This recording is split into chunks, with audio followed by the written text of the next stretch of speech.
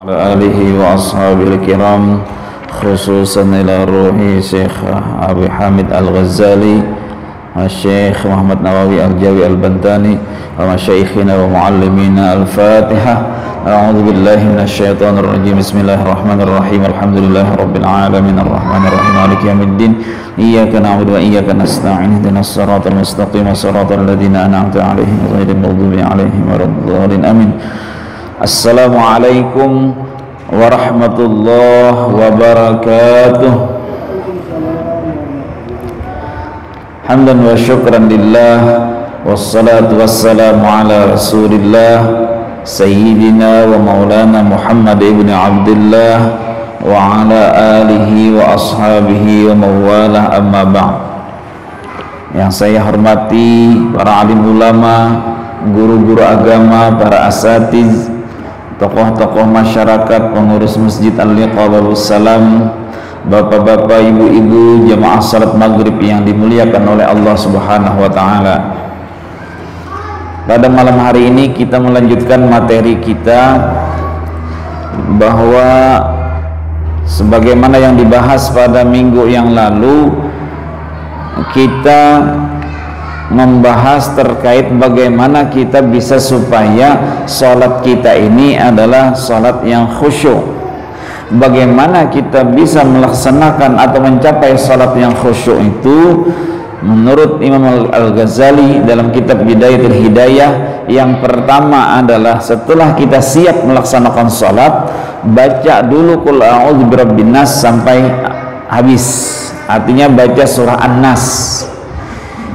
Yang kedua, hadirkan segala hati kita, sadari bahwasanya kita ini melaksanakan sholat. Yang ketiga, kita kosongkan pikiran kita, hati kita, perasaan kita dari segala was-was. Macam-macam was-was itu sudah kita jelaskan. Dan yang keempat, bahwasanya kita harus melihat di hadapan siapa kita ini berdiri dan di hadapan siapa kita ini meminta. Mestinya kita harus merasa malu, kata beliau, jika kita bermunajat di hadapan Allah dalam keadaan lupa dengan Allah sendiri. Nah, inilah yang kita bahas pada minggu yang lalu. Sekarang kita melanjutkan. Wa qala al-musannif rahimahullahu taala, di syarah kitab ini Imam Nawawi Al-Bantani mengatakan, waqila lis-salati arba'u syu'bin. Salat itu ada 4 macam. Dalam salat itu ada 4 hal yang harus kita perhatikan. Yang pertama adalah hudurul qalbi.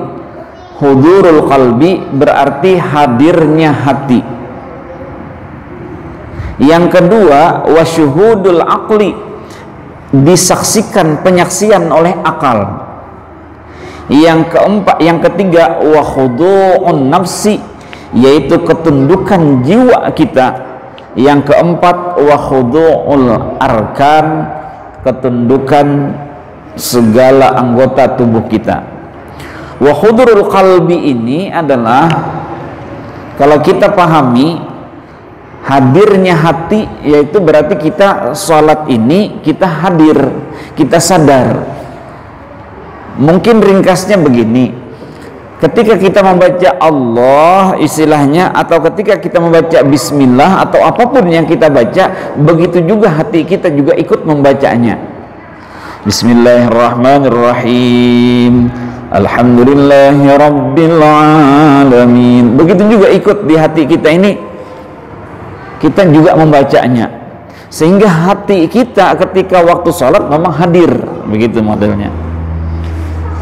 Kan ada orang membaca tapi kepala pikiran kemana-kemana, apalagi banyak masalah yang kita hadapi, banyak persoalan yang kita lalui, sehingga ketika kita membaca tidak ikut hati kita berhadir di dalam sholat itu. Nah, yang kedua, wasyuhudul aqli, penyaksian oleh akal. Penyaksian oleh akal ini adalah akal kita menyatakan bahwasanya kita siap tunduk di hadapan Allah Subhanahu wa taala. Kita siap beribadah di hadapan Allah, beribadah dengan Allah Subhanahu wa taala. Kalau kita tidak beribadah, kalau kita tidak tunduk kepada Allah Subhanahu wa taala, berarti sama seperti orang yang tidak makan, begitu. Coba kalau kita tidak makan sehari, sanggup pada kita kira-kira kita kada makan sehari, 2 hari kada makan, mungkin tenaga kita mulai habis. Akal kita seperti itu mengatakan bahwasanya ibadah ini memang dibutuhkan kita, karena itu adalah merupakan nutrisi kehidupan kita di hadapan Allah Subhanahu wa taala. Nah, jadi wa syuhudul aqli ini adalah kita menyaksikan kesaksian oleh akal kita bahwasanya kita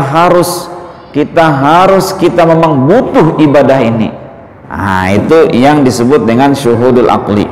Wa khudu'in nafsi, yang ketiga adalah khudu'un nafsi, ketundukan jiwa kita.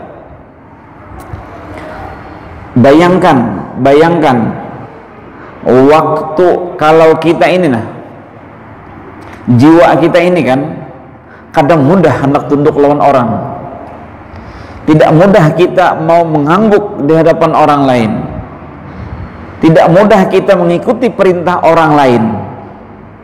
Jiwa kita ini memang innan nafsal ammaratun bisu, sesungguhnya jiwa manusia ini memang pada dasarnya membawa kepada keburukan. Itu jiwa kita memang pada dasarnya kayak itu, gitu. Kecuali jiwa yang tenang, ya ayyatuhan nafsul mutmainnah, kecuali jiwa yang sudah tenang. Tapi kayak apa kita supaya mencapai jiwa yang tenang tadi? Maka butuh proses yang kita lalui. Nah, artinya apa? Jiwa kita ini pada dasarnya memang ingin mengarahkan kita kepada keburukan. Innan nafsal ammaratun bisu, itu sudah ada dalam Al-Quran. Nah, wa khudu'un nafsi ini tadi adalah berarti kita berupaya menundukkan jiwa kita yang memang biasanya suka membangkang. Tunduk kita dengan melaksanakan ibadah kepada Allah Subhanahu wa taala ini. Maka berarti maksudnya adalah efek dari kita melaksanakan salat ini artinya kita bisa memperbaiki jiwa dan pikiran kita, memperbaiki jiwa kita supaya kita tidak selalu menengadah, istilahnya. Ketika kita ingin misalnya ria, ketika kita ingin rasanya misalnya sombong, ketika kita ingin menyatakan bahwasanya kita yang paling baik, maka dengan ingat waktu kita sholat, di situ kita sudah menundukkan jiwa kita supaya kita itu betul-betul tunduk di hadapan Allah Subhanahu wa taala. Ini harusnya yang kita lakukan. Makanya rasanya pada minggu yang lalu kita sudah menyatakan kita sudah sholat, kita sudah melaksanakan ibadah. Berapa puluh tahun sudah kita melaksanakan sholat ini, dari usia kita yang kira-kira mungkin usia 15 tahun atau 10 tahun atau mungkin di bawahnya, kita sudah dilatih untuk sholat sampai kita akil balik, sampai kita paham tentang agama, kita sholat sampai usia kita hari ini anggap saja misalnya 40, berapa lama kita sudah sholat. Tapi kenapa kita masih melakukan kemaksiatan, melakukan pelanggaran? Nah, bisa jadi gitu, maksudnya bisa jadi ada sesuatu yang keliru dalam sholat kita. Nah, disinilah kita harus membaca, memahami bahwasanya sholat itu pertama adalah hudurul qalbi, hadirnya hati kita. Yang kedua, penyaksikan oleh akal kita. Yang ketiga, ketundukan jiwa kita. Yang keempat, wa khudu'ul arkani, bahwasanya kita menundukkan segala anggota tubuh kita di waktu salat ini. Nah, apapun profesi kita, siapapun kita, waktu sujud harus kita menundukkan dan meletakkan kepala kita di bawah. Bagaimanapun profesi kita, Sampai manapun tingkat kekayaan kita, jabatan kita, waktu sholat kita harus meletakkan kepala kita waktu sujud ke lantai.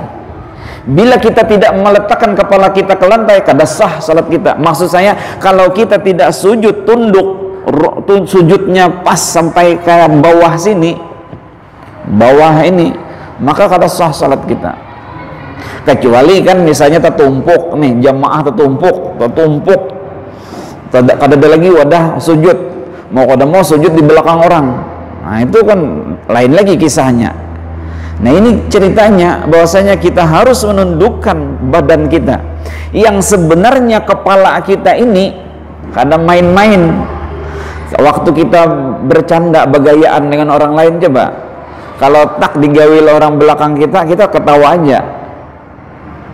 Ditunjuk-tunjuk, didorong-dorong orang kita ini, berat badan kita, kita ketawa aja. Coba pian, kalau ada jari ji orang ini menonjol kepala kita kayak gini, jamin pian, nggak ada napa aja di awak situ langsung dihangkopakan ke orang itu. Kenapa? Karena kepala ini adalah luar biasa kita agungkan, kita pelihara luar biasa kepala ini. Nah ketika waktu sholat, mau kada mau letak kepala ini berada di kaki, sama sejajar dengan kaki, maka disinilah artinya kita memang harus menurunkan frekuensi kehidupan kita, bahwasanya tidak ada yang dibanggakan dalam kehidupan kita. Inilah makna dari pelaksanaan sholat itu. Jadi ada hadirnya hati, penyaksian kepada akal, penyaksian oleh akal, lalu ketundukan oleh jiwa kita. Jiwa kita yang selalu merontak itu memang kakak itu gawiannya. Jadi wajar ja bila jiwa kita ini aurkoler, tapi mau sembahyang, tidak mau sholat, tidak mau beramal, itu memang wajar, memang karena itu fitrahnya. Sampai kita melakukan latihan sampai mencapai jiwa yang tenang. Ya ayyuhan nafsul mutmainnah, hai jiwa yang tenang, irji'i ila rabbiki radiyatan mardiyah. Itu sudah jiwa yang tenang. Sampai kemudian wa khudu'ul arkan, kita menundukkan segala anggota tubuh kita. Inilah makna yang harus kita baca dalam pelaksanaan salat. Oleh karena itu dalam riwayat dikatakan, laisa lil mar'i min salatihi illa ma aqala. Seseorang itu tidak mendapatkan dari salatnya kecuali apa yang ia pahami dari salatnya itu. Kita ini tidak mendapatkan sesuatu pun dari salat yang kita lakukan kecuali dari yang kita pahami terhadap salat yang kita lakukan ini. Kita tidak mendapatkan sesuatu dari salat kita kecuali yang kita pahami dari pelaksanaan salat kita. Apa yang kita pahami? Kalau kita hanya kucap muntung, hanya membaca-baca, dan kita tidak bisa memaknai apa yang kita lakukan dalam salat, maka yang itu tupang yang kita dapat tekan, kayak itu bahasanya.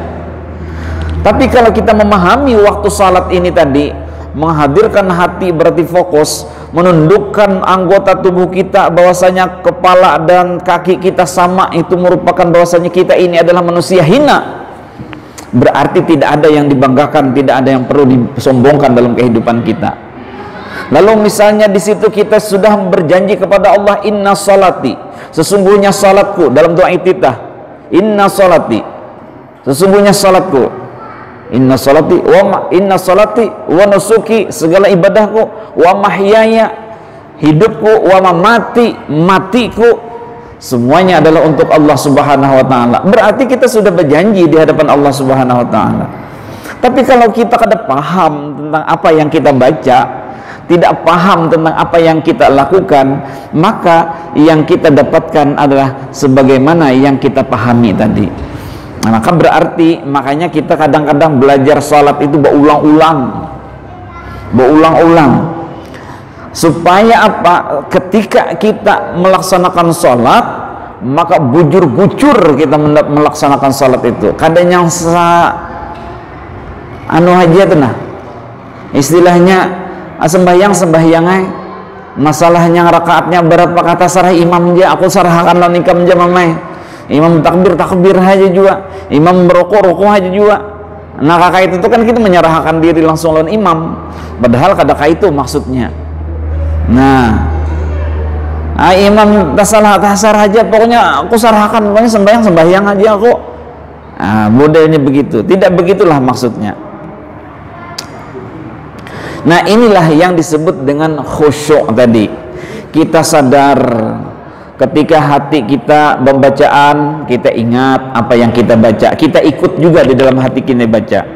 Akal kita menyaksikan bahwasanya kita ini lagi sholat, bahwasanya yang kita baca ini adalah ini. Bismillahirrahmanirrahim, alhamdulillahirabbil alamin, arrahmanirrahim, maliki yaumiddin. Ini kalau kita sudah artinya tahu, tambah juga akal kita ikut mengartikan, menerjemahkan itu, nah bahasanya kayak itu. Amun kawa, itulah amun kawa. Ini ada juga orang memadahi sholat ini harus lawan arti-artinya, jar. Dengan terjemahannya, bila kada sampai terjemahannya kada khusyuk, kada sah salatnya. Boleh ke orang ke rumah, datang boleh ke rumah, jar umahnya, kenapa banyak kada sembahyang lagi? Apa jar itu ustaz di situ? Bila kada paham segala kada sah salat, itu daripada kada salat kada sah juga sembahyang, bika dosa sembahyang. Nah ini lain pulang, jangan kayak itu kita kayak itu. Nah artinya berupayalah kita paling kada Fatihah, paling kada maknanya, maksud tujuannya secara umum paham, sedikit-sedikit dipahami. Kan sudah berapa puluh tahun kita membaca bulak-balik yang itu kita baca, masa kita kada memahami sedikit demi sedikit. Nah sehingga akal kita ini tadi menyaksikan, wa khudu'un nafsi, jiwa kita juga mengakui waktu salat ini tadi, wa khudu'ul arkan, dibuktikan dengan ketundukan arkan anggota tubuh kita ini tadi.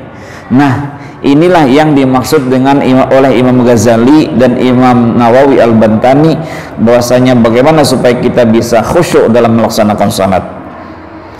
Lalu kata Imam Ghazali, wa'budhu, gini, fa innama yataqabbalullahu min salatika biqadri khusyu'ika wa khudu'ika wa tawadu'ika wa tadarru'ika.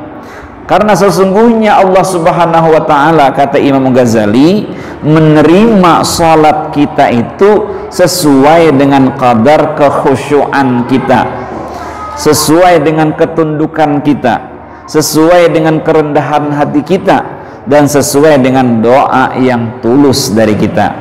Maksudnya adalah Allah menerima salat kita itu sesuai dengan kadar kekhusyuan kita. Masalah menerima, kadar menerima itu terserah Allah, tapi yang jelas kita sudah melaksanakan ibadah ini sebaik-baik mungkin, sekhusyuk-khusyuk mungkin, sesadar-sadar mungkin. Paling tidak ketika kita mengangkat takbir, paling kada kita ingat bahwasanya kita salat, paling kada. Atau jar guru-guru kita itu paling tidak kita ingat setiap peralihan dari salat kita. Nah artinya gini, habis ini rokok, aku nih rokok nih, betul, ini tidak sami Allahu liman hamidah, ini harus tumakninah nih, bermandak dulu sebentar, bukan Allahu Akbar, Allahu Akbar, Allahu Akbar, Allahu Akbar, kayak gitu kan, itu keadaan juga tak tumakninah. Habis ini tumakninah, habis ini sujud lagi, sadar kita waktu sujud. Nah itu hadir kalbi juga, hadir hati juga. Termasuk juga kita bacaan-bacaan kita tuh kita iringi melalui hati kita, itu juga termasuk khusyuk juga kita. Nah seberapa besar kekhusyuan kita, itu juga diterima Allah Subhanahu wa ta'ala, itu juga yang diterima oleh Allah. Nah berarti ini bukan artinya melemahkan motivasi kita, tetapi berupaya kita supaya lebih meningkatkan khusyuknya kita ini. Nah selanjutnya Imam Ghazali mengatakan, wa'budhu fi salatika ka'annaka tarahu, salatlah engkau, sembahlah Allah Subhanahu wa ta'ala Tuhanmu itu, fi salatika, di dalam salatmu, ka'annaka tarahu, seakan-akan engkau melihatnya. Ini bukan melihat dalam artian kayak mata kepala kayak ini kada, Allah Subhanahu wa taala kan di luar dari apa yang kita lihat dari mata ini. Tapi yang dimaksudkan di situ adalah melihat dengan mata batin kita. Bagaimana cara melihat dengan mata batin? Melihat Allah Subhanahu wa taala dengan cara mata batin. Nah, ini kita memang kadang-kadang ada hawa jua istilahnya, saking itu kan udah makamnya luar biasa. Tetapi kita berupaya hadir kedekatan kita itu dengan Allah. Kita merasa gimana ya, kalau seseorang itu yang lagi rindu dengan orang, misalnya dengan istri ini dan bini ini, anak benar kumpul asa-asa ada bini ini nah. Atau misalnya kayak orang tua kita ini kayak sudah meninggal, orang tua kita memang sudah meninggal, misalnya meninggal, tapi sidin itu perasaan kita selalu hadir di wadah kita ini, nah, ada. Kayak ibaratnya kalau kita sadar aja sidin itu meninggal, tapi kita merasa bahwa sidin ini kayaknya hanya tulak aja, hanya tulak ke daerah tertentu, karena berbulik pulang ke rumah nih, kembali lagi ke rumah ini. Jadi merasa seperti ada orangnya, merasa seperti ada. Jadi kayak kita tersenyum seakan-akan kita merasa beliau itu tersenyum gitu. Nah inilah, jadi tidak bisa diukur dengan kata-kata, tapi bisa dirasakan oleh hati kita. Begitulah juga kita dengan Allah Subhanahu wa taala, maunya seperti itu gitu. Ketika kita baca bismillahirrahmanirrahim, alhamdulillahirabbil alamin, ar-rahmanirrahim, jadi kayaknya Allah itu mengangguk, iya betul hambaku, modelnya kayak itulah modelnya yang kita rasakan tuh begitu. Nah, tapi kata Imam Ghazali, fa illam takun tarahu fa innahu yaraka, tapi kalau engkau tidak bisa merasakan rasanya hadirnya Allah Subhanahu wa taala itu dalam salatmu, fa innahu yaraka, maka yakini bahwasanya Allah Subhanahu wa taala melihat kita. Allah Subhanahu wa taala melihat kita. Nah, sehingga ketika kita merasa bahwasanya Allah Subhanahu wa taala melihat kita, menyaksikan kita, maka kita betul-betul melakukannya. Karena apa? Iz huwal musyahidu likulli ahadin min khalqihi fi harakatihi wa sukunihi.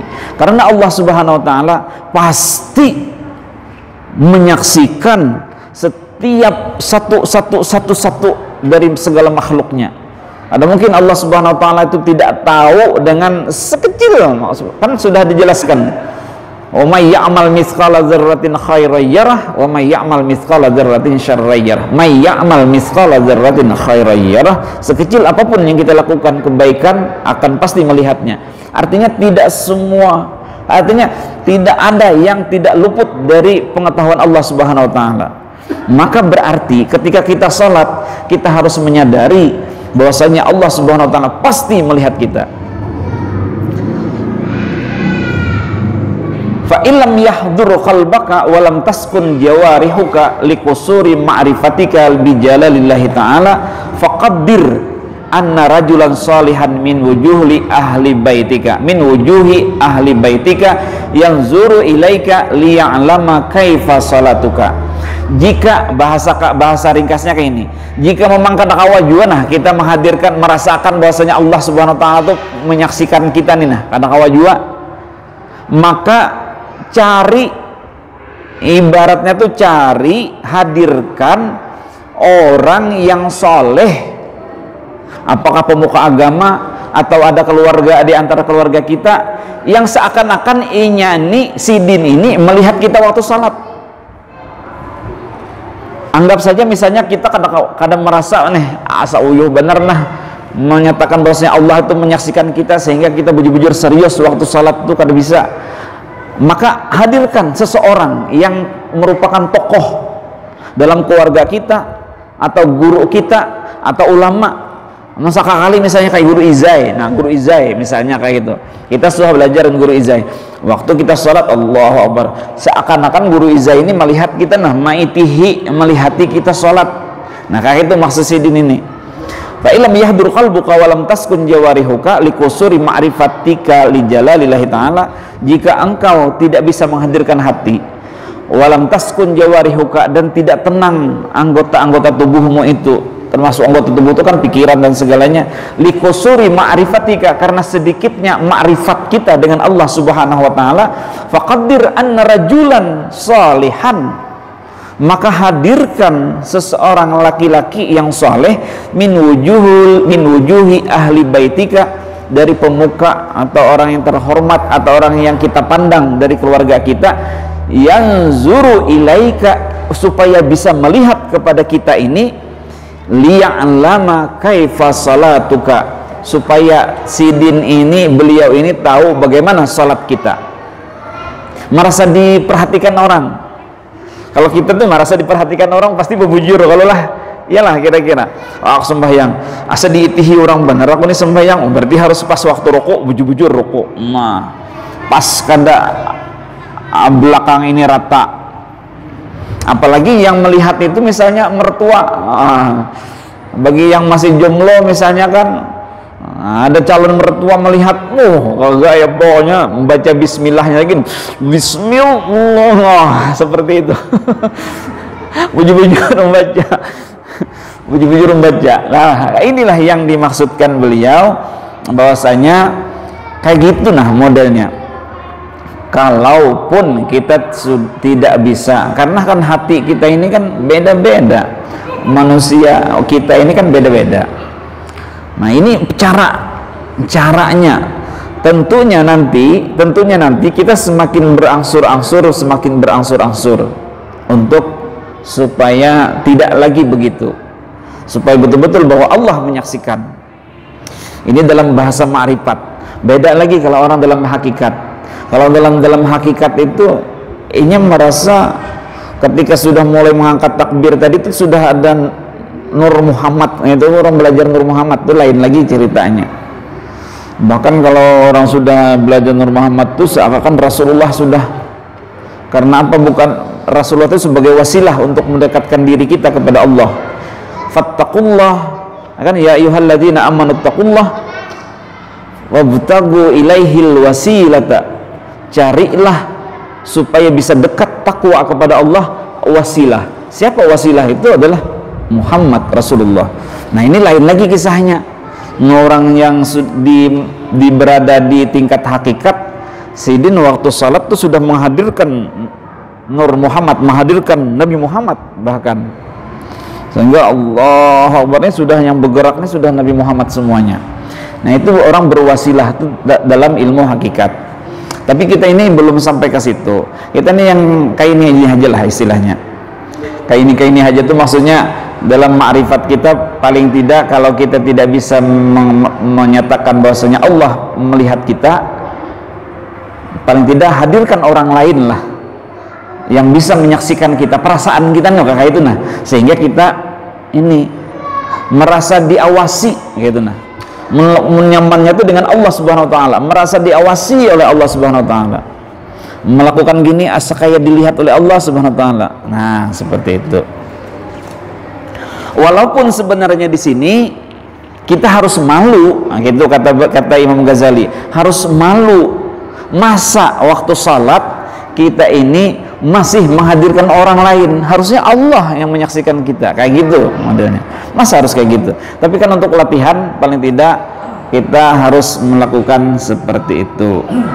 Nah, banyak sebenarnya pembahasan yang ada di sini, tapi di sini wa'alij qalbaka katanya, obati hati kita bihadhil hiyal, dengan strategi ini tadi, fa'asahu ayyahdura ma'aka fi salatika, mudah-mudahan Allah Subhanahu wa taala kehadiran hati kita itu selalu ada dalam salat kita. Fa innahu laisa laka min salatika illa ma aqalta minha, karena engkau tidak mendapatkan sesuatu dari salatmu kecuali yang engkau perhatikan dari salat kita. Nah, mudah-mudahan kita sedikit demi sedikit bisa memperbaiki tata cara ibadah kita. Ketika kita sholat, kita kada sembarangan, kita bisa betul-betul supaya menghadirkan hadir hati kita itu melaksanakan sholat kita. Nah, karena sampai waktunya Barangkali inilah yang bisa ulun sampaikan. Mohon ampun maaf atas segala kekurangan. Mudah-mudahan ada manfaatnya. Mudah-mudahan hajat kita, doa kita dikabulkan oleh Allah Subhanahu wa taala. Mudah-mudahan anak-anak kita menjadi anak yang soleh solehah, rumah tangga kita ruhui rahayu, hajat dunia dan hajat akhirat kita dikabulkan oleh Allah Subhanahu wa taala. Wa ala hadhihi niyyah wa likulli niyatin shalihah. Al-Fatihah. A'udzu billahi minasyaitonir rajim. Bismillahirrahmanirrahim. Alhamdulillahirabbil alamin arrahmanir rahim maliki yaumiddin. Iyyaka na'budu wa iyyaka nasta'in. Ihdinas siratal mustaqim siratal ladzina an'amta 'alaihim ghairil maghdubi 'alaihim waladdallin. Amin. Amin.